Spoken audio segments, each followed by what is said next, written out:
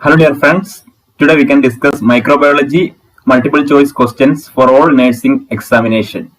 അപ്പോൾ കേരള PSCക്ക് മാത്രമല്ല ബാക്കി ഏത് തരത്തിലുള്ള എക്സാമിനും യൂസ്ഫുൾ ആയിട്ടുള്ള ക്വസ്റ്റ്യൻസ് ആണ്.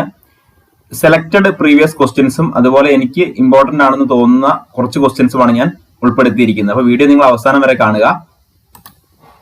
ഫസ്റ്റ് നമുക്ക് ഗ്രാം നെഗറ്റീവ് ബാക്ടീരിയ എന്താണെന്നും ഗ്രാം പോസിറ്റീവ് ബാക്ടീരിയ എന്താണെന്നും ഒന്ന് പറഞ്ഞു പോകാം. ഇതൊരു ആൾ റിക്വസ്റ്റ് ചെയ്തിരുന്നു, അപ്പൊ അതുകൊണ്ടാണ് ഇങ്ങനെ ഒന്ന് ചെയ്യുന്നത്.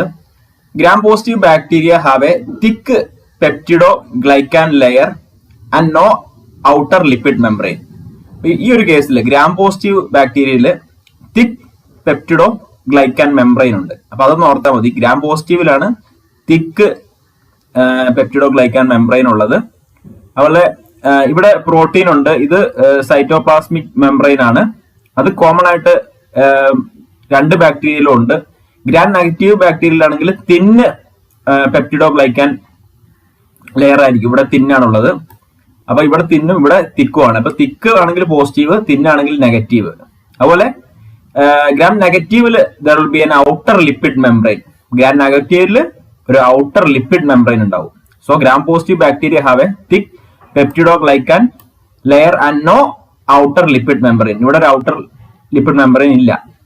ഇവിടെ ബ്ലാക്ക് കളർ കാണുന്നതാണ് outer lipid membrane. So gram negative bacteria have a thin peptidoglycan layer and have an outer lipid membrane. So ഇത് നിങ്ങൾ ഓർത്ത് വെക്കുക. Then here it is cytoplasmic membrane for both case. അപ്പൊ രണ്ടിലും cytoplasmic membrane ഉണ്ട്, protein ഉണ്ട്. But thin outer lipid മെംബ്രെയിനും അതുപോലെ തന്നെ പെപ്റ്റിഡോ ഗ്ലൈക്കാന്റെ കാര്യം ഒന്ന് ഓർത്ത് വെക്കുക. So gram positive bacteria and gram negative bacteria. കുറച്ച് ഇമ്പോർട്ടന്റ് ആയിട്ടുള്ള കുറച്ച് ബാക്ടീരിയകളുടെ കാര്യം പറഞ്ഞു പോകാം. Streptococcus pneumonia, community acquired pneumonia ഉണ്ടാക്കുന്ന ബാക്ടീരിയയാണ് സ്ട്രെപ്റ്റോകോക്കസ് ന്യൂമോണിയ. ഗ്രാം പോസിറ്റീവ് ആണ്. അതുപോലെ സ്റ്റഫൈലോകോക്കസ് ഓറിയസ് ഗ്രാം പോസിറ്റീവ് ആണ്. സ്ട്രെപ്റ്റോകോക്കസ് സാങ്ഗ്വിനീസ്, അപ്പൊ സ്ട്രെപ്റ്റോകോക്കസ് സാങ്ഗ്വിനീസ് എന്നുള്ള ബാക്ടീരിയ ഗ്രാം പോസിറ്റീവ് ആണ്. സ്ട്രെപ്റ്റോകോക്കസ് സാങ്ഗ്വിനീസ് എന്നുള്ള ബാക്ടീരിയ ആണ് ഡെന്റൽ കാരീസ് ഇൻഫെക്ഷൻ ഉണ്ടാക്കുന്നത്. അപ്പൊ അതൊന്ന് ഓർത്ത് വെക്കുക, ഒന്ന് നോട്ട് ചെയ്യുക. സ്ട്രെപ്റ്റോകോക്കസ് സാങ്ഗ്വിനീസ് എന്നുള്ള ബാക്ടീരിയ ആണ് ഡെന്റൽ കാരീസ്, ഡെന്റൽ ഇൻഫെക്ഷൻ ഉണ്ടാക്കുന്നത്. ബാസിലസ് സബ്റ്റിലീസ് അപ്പൊ ഗ്രാം പോസിറ്റീവ് ആണ്. ഗ്രാം നെഗറ്റീവിൽ വരികയാണെങ്കിൽ പ്രധാനപ്പെട്ട ഈക്കോളൈ, നമുക്കെല്ലാം വളരെ പരിചയമുള്ള ഒരു ഓർഗാനിസമാണ് ഈക്കോളൈ. നമുക്ക് കോമൺ ആയിട്ട് യൂറിനറി ട്രാക്ട് ഇൻഫെക്ഷൻ അതുപോലെ ട്രാവലേഴ്സ് ഡയറി ഒക്കെ ഉണ്ടാക്കുന്ന ഈക്കോളൈ ആണ്. ചിലപ്പം ക്വസ്റ്റ്യൻ ഞാൻ കണ്ടിട്ടുണ്ട്, travellers diarrhoea caused by organism. The name is E coli, മറക്കരുത്. Then Neisseria gonorrhoea, gonorrhoea infection ഒരു സെക്ഷലി ട്രാൻസ്മിറ്റഡ് ഡിസീസ് ആണ്. ഡിസീസ് ഉണ്ടാക്കുന്ന ഗ്രാം നെഗറ്റീവ് ബാക്ടീരിയ ആണ് നിസെറിയ ഗൊണോറിയ. അതുപോലെ ക്ലമീഡിയ ട്രക്കോമൈറ്റിസ്, അപ്പൊ ട്രക്കോമ എന്നുള്ള eye infection, bacterial eye infection ആണ് ട്രക്കോമ. അതുണ്ടാക്കുന്നതാണ് ക്ലമീഡിയ ട്രക്കോമൈറ്റിസ്. അതുപോലെ തന്നെ salpingitis, inflammation of the fallopian tube. നമ്മുടെ പെൽവിക് ഇൻഫ്ലമേറ്ററി ഡിസീസുകൾ യൂട്രസിന് ബാധിക്കുന്നതാകട്ടെ, സെർവിക്സിനെ ബാധിക്കുന്നതാകട്ടെ, ഓവറിക്ക് ബാധിക്കുന്നതാകട്ടെ, അങ്ങനെ കുറെ ഇൻഫെക്ഷൻ ഉണ്ടാക്കുന്ന ബാക്ടീരിയയാണ് ക്ലമീഡിയ ട്രക്കോമൈറ്റിസ്. അതും ഒരു ഗ്രാം നെഗറ്റീവ് ഓർഗാനിസം ആണ്. ദെൻ എർസീനിയ പെസ്റ്റിസ്, പ്ലേഗിന് കാരണമാകുന്ന ബാക്ടീരിയയാണ് എർസീനിയ പെസ്റ്റിസ്. അപ്പം അത് മറക്കരുത്, എലി പരത്തുന്ന രോഗമാണ് പ്ലേഗ്. അപ്പം ഗ്രാം നെഗറ്റീവും ഗ്രാം പോസിറ്റീവും നിങ്ങൾ ഓർത്തു വെക്കുക. പറഞ്ഞ പോയിന്റുകളെല്ലാം നിങ്ങൾ ഒന്ന് നോട്ട് ചെയ്ത് വെക്കുക, ഇമ്പോർട്ടന്റ് പോയിന്റ്സ് ആണ്. So next slide, causative organism and disease. അപ്പൊ നമുക്കൊന്ന് പറഞ്ഞു പോകാം. ടെസ്റ്റ് ആൻഡ് ഡിസീസും കോസേറ്റീവ് ഓർഗാനിസംസ് ഇമ്പോർട്ടന്റ് ആണെന്ന് തോന്നിയാണ് ഞാൻ എടുത്തിരിക്കുന്നത്. എല്ലാം നമുക്ക് ഇൻക്ലൂഡ് ചെയ്യാനുള്ള സമയക്കുറവുകൊണ്ടാണ്. അപ്പൊ നമുക്ക് പ്രധാനമുള്ള തോന്നാണ് ഞാൻ ഇൻക്ലൂഡ് ചെയ്തിരിക്കുന്നത്. Then Vibrio cholerae, Vibrio cholerae എന്ന് പറയുമ്പോൾ ഗ്രാം നെഗറ്റീവ് ബാക്ടീരിയ ആണ് വിബ്രിയോ കോളറെ. കോളറ എന്നുള്ള ഡിസീസ് ഉണ്ടാക്കുന്നതാണ് നമുക്കറിയാം. Helicobacter pylori, H pylori, Helicobacter pylori gram negative bacteria ആണ്. ഗ്യാസ്ട്രിക് ഓർ ഡിയോഡിനൽ അൾസർ ഉണ്ടാക്കുന്നതാണ് H pylori. H pylori, Helicobacter pylori gram negative bacteria gastric or duodenal ulcer ഉണ്ടാക്കുന്നു. ഇനി കുറച്ച് ടെസ്റ്റും ഡിസീസുകളും നോക്കാം. പോൾ ബണൽ ടെസ്റ്റ്, ടെസ്റ്റിന്റെ പേരാണ് പോൾ ബണൽ. ഇൻഫെക്ഷ്യസ് മോണോന്യൂക്ലിയസ്, ഡിസീസിന്റെ പേരാണ് infectious mononucleosis. Paul Bunnell test ആണ് infectious mononucleosis. Dick test scarlet fever, Dick test scarlet fever. VDRL test syphilis നമുക്ക് അറിയുന്ന കാര്യം. VDRL test syphilis. VDRLന്റെ ഫുൾ ഫോം ആണ് venereal disease research laboratory. Venereal disease research laboratory. സിഫിലിസിന്റെ test ആണ് VDRL. Widal test typhoid. Widal test typhoid. ഓർഗാനിസത്തിന്റെ പേരാണ് salmonella typhi. So നമുക്ക് കുറച്ച് ഇമ്പോർട്ടന്റ് ആയിട്ടുള്ള ക്വസ്റ്റ്യൻസ് കൂടെ നോക്കാം. Food item commonly associated with Bacillus cereus food poisoning is honey, leafy vegetables, baked potato, fried rice. Correct answer is fried rice. Food item commonly associated with Bacillus cereus food poisoning is fried rice.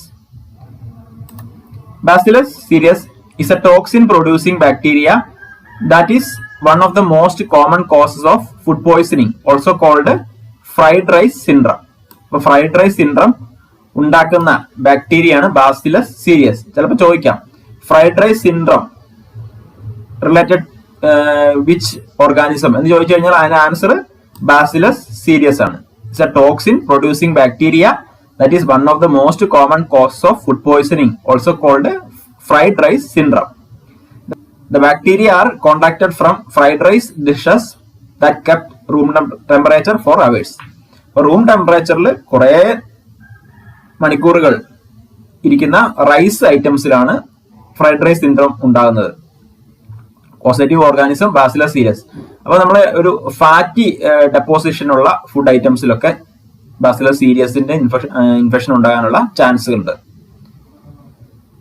Next question. The optimum temperature for the growth of most pathogenic bacteria is 26 degree Celsius, 30 degree Celsius, 37 degree Celsius, 40 degree Celsius. Correct answer is 37 degree Celsius. The optimum temperature for the growth of most pathogenic bacteria is 37 degree Celsius. ഈ ഒരു pathogenic bacteria വളരാനുള്ള ഒരു temperature ആണ്, ഒരു most optimum temperature ആണ് 37 degree Celsius. അതാണെങ്കിൽ തന്നെ they can grow between 25 to 40 degree Celsius. അപ്പൊ 25നും 40നും ഇടയ്ക്ക് സെൽഷ്യസിലും ബാക്ടീരിയകൾ വളരുന്നുണ്ട്. പക്ഷെ അതിന്റെ ഒരു സാധാരണ ഒരു ഒപ്റ്റിമം ടെമ്പറേച്ചർ 37 ഡിഗ്രി സെൽഷ്യസ് ആണ്. Klebs bacillus is the name of streptococci, salmonella typhi, corynebacterium diphtheria, mycobacterium. Correct answer is corynebacterium diphtheria. Klebs Loeffler bacillus is the name of corynebacterium diphtheria. ആ ഒന്ന് പേരൊന്ന് ഓർത്ത് വെക്കുക. Klebs Loeffler bacillus is the name of corynebacterium diphtheria.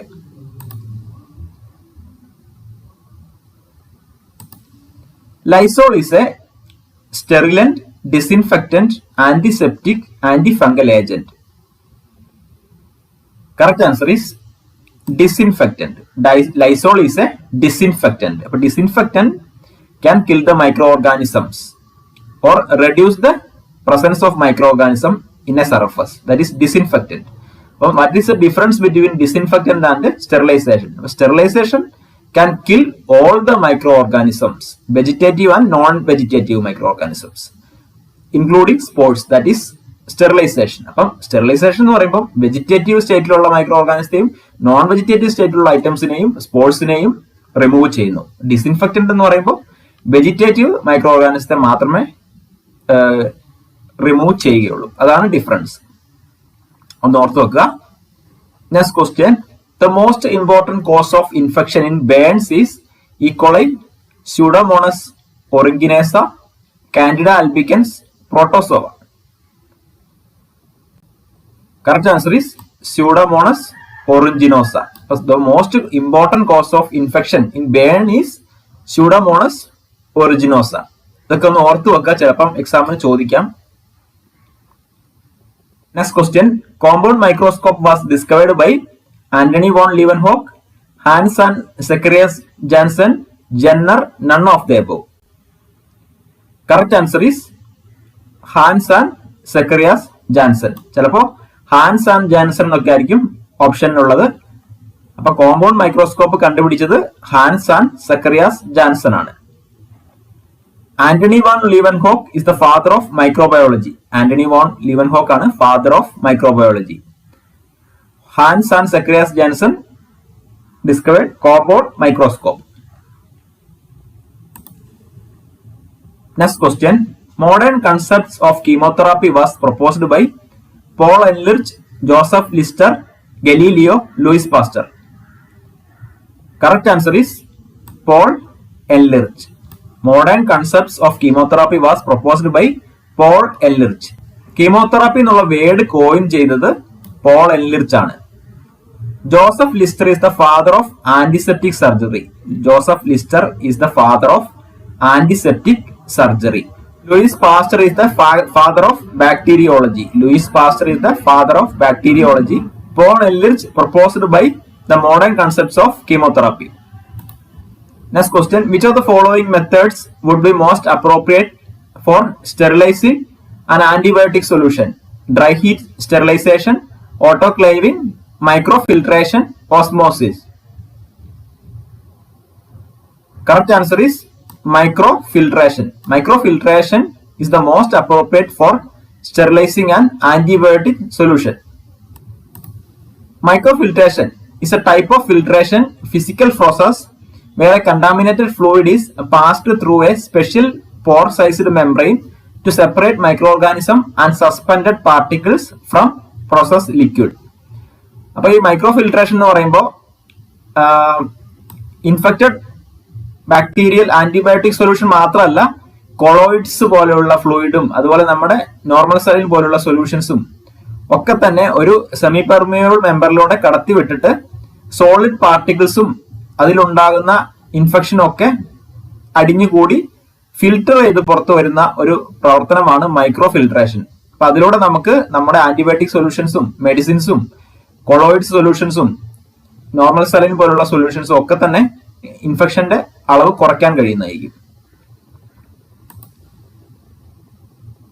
Next question. The size of the virus can be determined by micrography, ultracentrifugation at high speed, ultrafiltration, all of these. Correct answer is all of these. The size of the virus can be determined by micrography, ultracentrifugation at high speed, ultrafiltration also. So these 3 points you have to read again. Next question. Temperature in pasteurization is 62.8 degrees Celsius, 35.7 degrees Celsius, 68.2 degrees Celsius, 60.8 degrees Celsius. Correct answer is 62.8 degrees Celsius. Temperature in pasteurization is 62.8 degrees Celsius. ചിലപ്പോൾ ഓപ്ഷനിൽ 63 degree Celsius എന്നൊക്കെ ആയിരിക്കാം. Pasteurisation is the process to remove microorganisms from the milk or juices or any other food items. That is pasteurization. Pasteurization നമുക്ക് നോക്കാം. Types of pasteurization. What are the types of pasteurization? Low temperature ആണെങ്കിൽ നേരത്തെ നമ്മൾ option പറഞ്ഞത് law temperature ആണ്, 63 degree Celsius or 145 degree Fahrenheit for 30 minutes. അപ്പോൾ low ടെമ്പറേച്ചറിലാകുമ്പോൾ 63 degree Celsius or 145 Fahrenheit for 30 minutes. High temperature level 72 degrees Celsius, that is 161 Fahrenheit 15 seconds. Ultra high temperature level 138 degrees Celsius, that is 280 Fahrenheit 2 seconds. അപ്പോൾ ഇതൊന്ന് നിങ്ങൾ ഓർത്ത് വെക്കുക. Law ടെമ്പറേച്ചറിൽ എത്രയാണ്, high temperature എത്രയാണ്, അൾട്രാ ഹൈ ടെമ്പറേച്ചർ എത്രയാണെന്ന് ഏകദേശം ഒരു അറിവ് നിങ്ങൾ മനസ്സിൽ വെക്കുക, കാരണം ചിലപ്പോൾ question വരാവുന്നതാണ്. Next question. The infected mad dogs may contain Nergi bodies, Niagri bodies, Negri bodies, Nizer bodies. Correct answer is Negri bodies. The infected mad dogs may contain Negri bodies. Negri bodies are considered a hallmark of rabies virus infection. Rabies virus infection il Negri bodies undagunnu. Commonly seen in tissues such as the pons, thalamus, hypothalamus and hippocampus. അപ്പോൾ നമ്മുടെ central nervous സിസ്റ്റത്തിനെ rabies virus ബാധിക്കുമ്പോൾ Negri bodies നമ്മുടെ പോൺസിലും തലാമസിലും ഹൈപ്പോതലാമസിലും ഹിപ്പോക്രാമ്പസിലും ഒക്കെ കാണപ്പെടുന്നു. അത് വളരെയധികം പ്രോബ്ലംസ് ഉണ്ടാക്കുന്നു.